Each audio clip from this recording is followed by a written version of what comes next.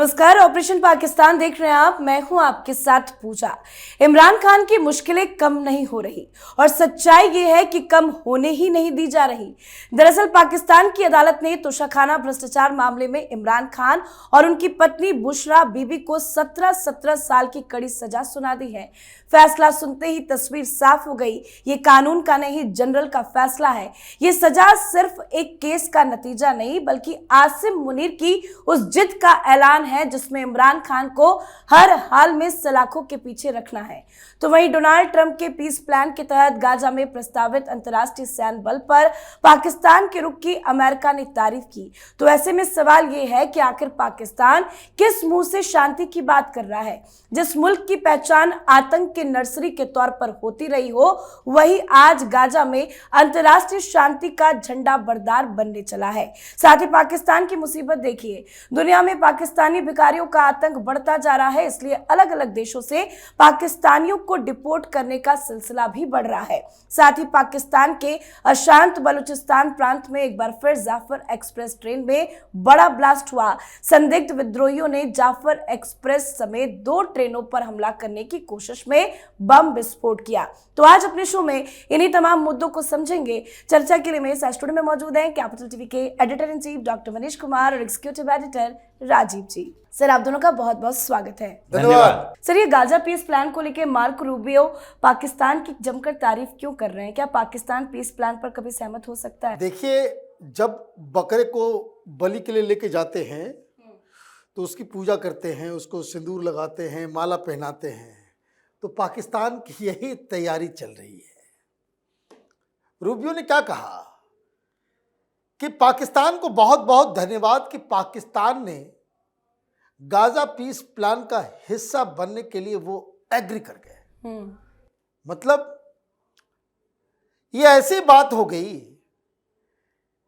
कि कोई शख्स खुद फांसी के फंदे पे चढ़ने के लिए खुद आ रहा हो। हालांकि वो तो अपनी डिप्लोमेसी कर रहे हैं कि भाई कल कोई ये ना कहे कि भाई हमने पाकिस्तान के ऊपर दबाव डाला, जबरदस्ती हमने कहा कि भाई आ जाओ। वो लैंग्वेज डिप्लोमेसी का उसको समझिए कि पाकिस्तान ने खुद ऑफर किया और हम इसलिए उनको धन्यवाद देते हैं कि गाजा के उस इंटरनेशनल फोर्स का जो है वो एक अहम हिस्सा बनने जा रहा है। अहम हिस्सा खाक बनेगा, उसका वो लीड करने जा रहा है। उसको ही कहा गया, ये हर मुस्लिम ममालिक में घूम घूम के उसने रिपोर्ट दिया होगा कि भाई साहब अब हमारी तैयारी हो गई है, अब कुछ माल पानी जो है अब दीजिए। अब है क्या, मैं देख रहा था बड़े बड़े पत्रकार, वो सारे लोग ये कह रहे थे कि देखिए, जो बेसिकली अभी मीडिया वहां पे क्या है, वहां पे मीडिया अभी जो आईएसपीआर कह रही है, जो आर्मी की तरफ से कहा जाता है, उस नैरेटिव को चलाने के लिए अभी तक कल तक सारे लोग यही कह रहे थे कि देखिए, जहां तक हमारी जानकारी है, इसहाक डार को जब तक मैं जानता हूं, सरकार के रुख को भी हम जानते हैं कि हमास के खिलाफ लड़ने के लिए पाकिस्तान की सेना नहीं उतरेगी। तो वहां क्या अगरबत्ती घुमाने के लिए जाओगे? हैं? वो ये कह रहे हैं कि हम तो जाएंगे शांति स्थापित करने के लिए, लेकिन अगर हमास को डिसआर्म करने की बात होगी, हमास से लड़ने की बात होगी, तो फिर पाकिस्तान उस पर एग्री नहीं करेगा। और ये डोनाल्ड ट्रंप को बता दिया गया है। और देखिए, आज ही खबर आ गई कि थैंक यू वेरी मच, अब तारीख बताओ कब आ रहे हो, तारीख बताओ कब आ रहे हो। और वहां पीस मिशन का मतलब क्या है? वो जो शांति दूत बनकर के आप जाओगे तो शांति कहां से आएगी? अशांति किस वजह से है? तो अशांति तो हमास की वजह से, टेररिस्ट ग्रुप की वजह से। और आप ये तो नहीं कह सकते कि पीस प्लान का पार्ट 1 हम एग्री करते हैं, पार्ट 2 हम एग्री नहीं करते हैं। डोनाल्ड ट्रंप का जो पीस प्लान है उसमें साफ साफ लिखा हुआ है कि अगर टेररिस्ट गाजा छोड़ के बाहर जाना चाहते हैं तो उनको सिर्फ एग्जिट दिया जाए, और अगर वहां पे जो कोई भी हमास से जुड़ा हुआ है उसको डिसआर्म होना होगा। कोई आदमी अपने साथ हथियार नहीं रखेगा। और हमास ने कह दिया कि नहीं, हम तो अपना हथियार सरेंडर नहीं करेंगे। इसका मतलब वहां जंग होगी। जंग होगी, ये इंटरनेशनल मुसलमानों के द्वारा जो बनाया गया फोर्स है वो हमास से लड़ेगा, हमास पहले इनको मारेगा। तो ये देखने में बहुत मज़ा आने वाला है और उसका रिपरकशन क्या होगा वो तो आप पाकिस्तान में जब बवाल मचेगा तब समझ में आएगा। तो सर ने बकरे का जिक्र किया, तो बकरे की अम्मा कब तक खैर मचाएगी?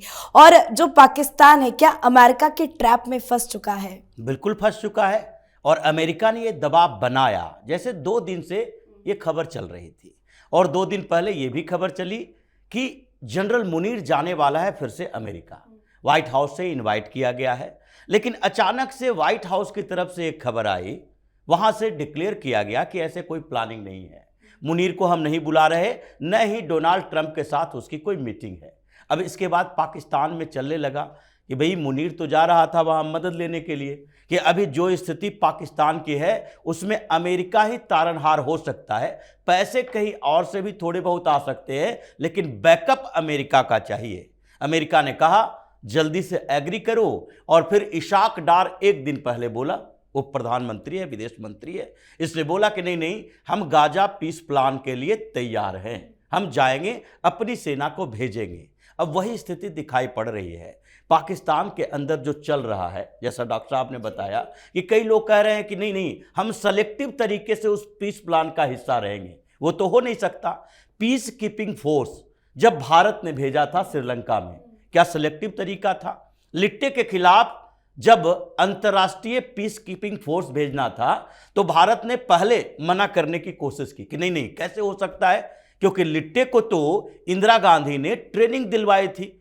हिंदुस्तान में अलग अलग जगहों पर लिट्टे का ट्रेनिंग कैंप था, और ये तमिलनाडु की सियासत के लिए इन लोगों ने आगे भी इसका इस्तेमाल किया।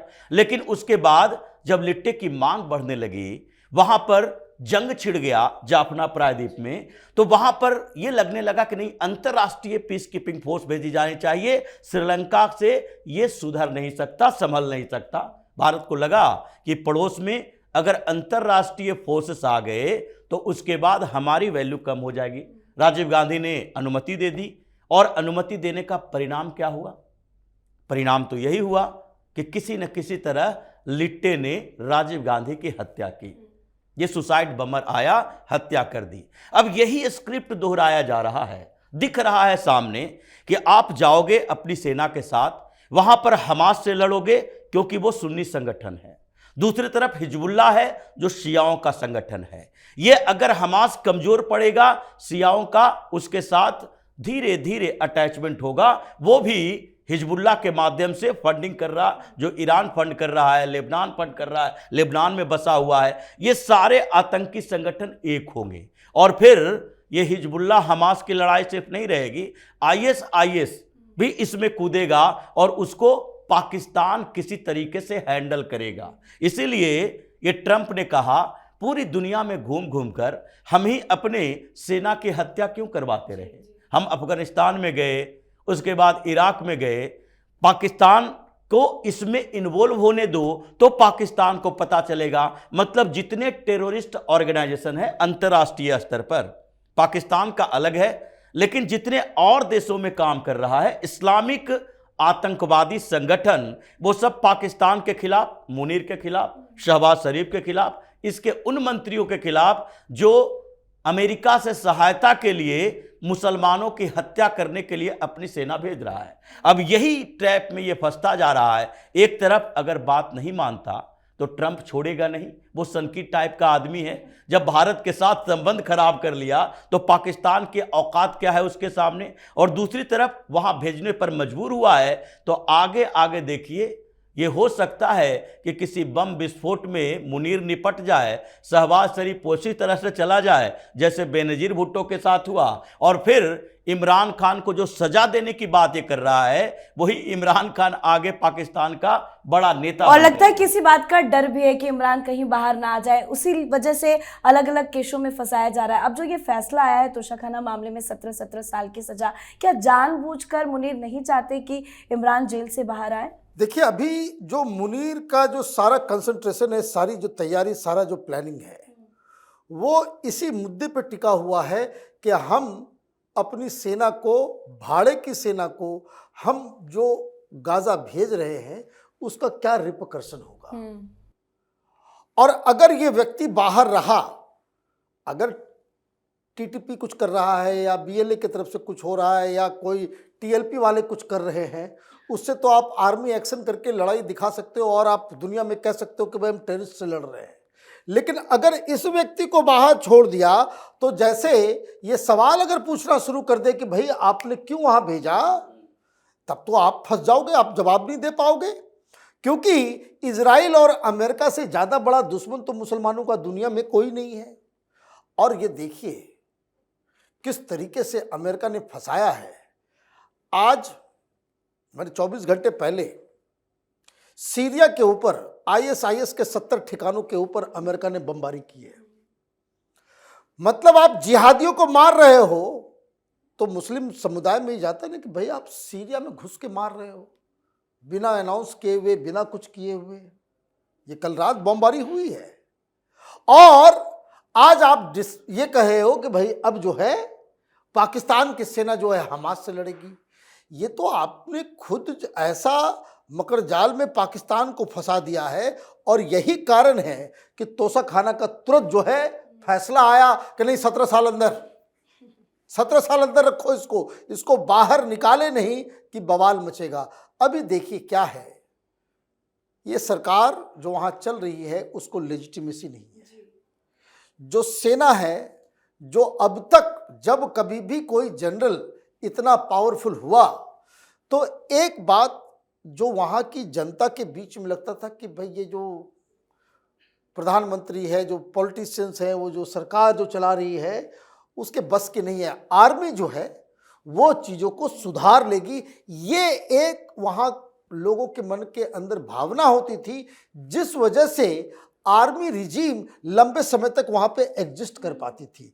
अभी दिक्कत ये है कि मुनीर भी ऐसा डिस्क्रेडिटेड हो गया है और आप अगर हमास के खिलाफ लड़ने के लिए अपनी आर्मी को भेजेंगे तो इमरान खान जेल के अंदर ही रहेगा, लेकिन फिर भी पाकिस्तान के अंदर जो बवाल मचेगा वो आग से मुनीर बच नहीं पाएगा। तो इमरान एक बड़ी मुसीबत है मुनीर के लिए, लेकिन इस तरह की जो खबरें आती है कि जफर एक्सप्रेस को निशाना बना लिया गया, इंटरनल किस तरह से पाकिस्तान फंसा हुआ है? देखिए, इंटरनल लेवल पर पाकिस्तान के अलग अलग इलाकों में जो कि दो तरह के अलगाववादी हैं।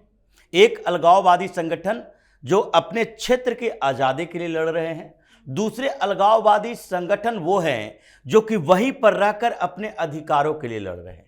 वो भी चाहता है, लेकिन वो किसकी लंबी प्लानिंग है कि नहीं अभी पहले हमारी अधिकारों की सुरक्षा करो। क्योंकि बलूचिस्तान को लेकर अभी एक दिन पहले मानवाधिकार संगठनों ने आरोप लगाया कि वहां से लड़कियां गायब हो रही है।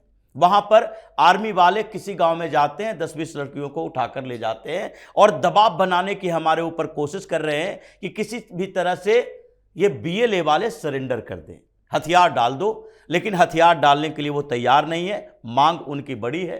अलगाववाद तो बाद में, यानी कि आज़ादी की मांग तो बाद में होगी।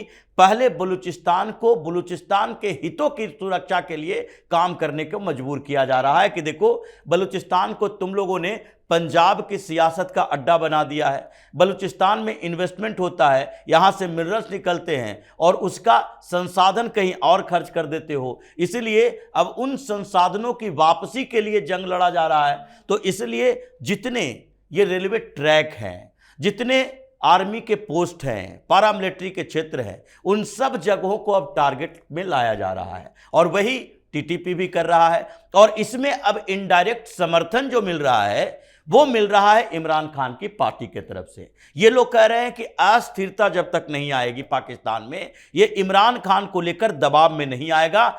इसलिए पाकिस्तान को अस्थिर होने दो, अनस्टेबल होगा तो उसके बाद मुनीर और शहबाज शरीफ ये मानने को तैयार हो जाएगा कि अगर एक बड़े कद का राजनेता बाहर होगा, समझौते में भूमिका निभाएगा, तो हो सकता है कि पाकिस्तान की हालत सुधर जाए। इसीलिए अभी आंतरिक विद्रोह और बढ़ने वाला है। एक छोटा सा रिएक्शन और आप दोनों से लेंगे, ये पाकिस्तानी भिखारियों का क्या किया जाए? हर देशों से तो भगाए जा रहे हैं। देखिए, जब जिस मुल्क का प्रधानमंत्री ही भिखारी हो जाए, भाई ये इमरान खान चुनाव जीता कैसे? वो यही कहता था कि ये कैसा मुल्क हम हैं कि हमारा जो कोई भी प्रधानमंत्री होता है वो कटोरे लेकर के चलता है। वो देखो मोदी को कि वो जाता है, अपनी बात जो है आंखों में आंखें डाल करके रखता है, अपनी शर्तों पे डिप्लोमेसी करता है। हम भिखारी मुल्क हो गए, और जब मैं प्रधानमंत्री बनूंगा तो मैं आपको वचन देता हूं, मैं कहीं भीख नहीं मांगूंगा। इससे जो वो प्रधानमंत्री बन गया, लेकिन वो जेल में है, और भिखारी वो पाकिस्तान की सियासत और में। फजीयत तो ये भी ज्यादा है कि मुस्लिम देश ये बैन कर रहे हैं, तो बड़ी शर्म की बात है। बिल्कुल, अभी तो बैन और होगा।